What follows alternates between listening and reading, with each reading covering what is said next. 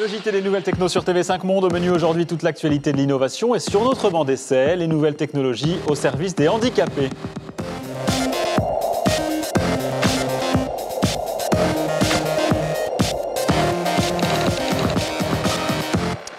Bonjour à tous. Dans l'actu techno cette semaine, la carte du piratage en temps réel publiée par une université allemande. C'est un site que voici qui s'appelle Oninet. Il montre en direct la guerre silencieuse qui se déroule chaque jour partout à travers le monde. Les points de départ des attaques en rouge, leurs cibles en jaune. Une présentation interactive qui ne se veut pas pour autant exhaustive.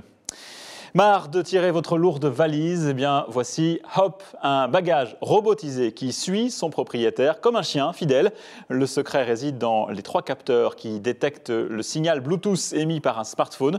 Localisation et vitesse sont ensuite communiquées via un processeur intégré dans la valise. Encore plus insolite, voici le Popinator, une machine qui n'a d'autre fonction que de flatter la fainéantise de son détenteur. Elle envoie un popcorn directement dans la bouche de l'utilisateur. Il suffit de lui dire pour ça le mot pop. Et c'est d'ailleurs assez dangereux si vous parlez régulièrement au travail de pop musique ou d'hippopotame par exemple.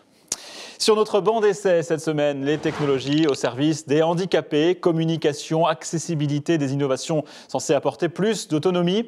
Une idée d'abord pour les malentendants, un traducteur proposé par des étudiants ukrainiens, 2 gants équipés de 15 capteurs qui analysent le langage des signes, le transfèrent sur un téléphone et là ils sont traduits vocalement.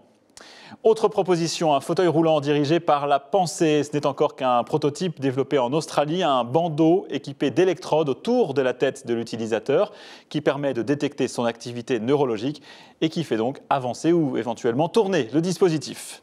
Et puis ce robot développé comme souvent par des Japonais, un simple bras articulé pour faciliter le quotidien des personnes à mobilité réduite. Il sait ramasser un objet, comme ici une télécommande, ou tirer les rideaux et même ouvrir une fenêtre. Alors, ces objets ont-ils un avenir prometteur? Nos experts du jour sont Pascal Charpentier et Laurent Lejar. Ils ont un avenir prometteur si elles correspondent à des besoins pour les personnes handicapées et à des usages véritablement qualifiés. L'innovation en tant que telle ne vaut que si elle peut être appropriée par un public. Concernant le fauteuil roulant dirigé par la pensée, ça c'est une vraie nouveauté. Et d'ailleurs, toutes les technologies qui tournent autour de cette transmission de pensée vers une machine, quelle qu'elle soit.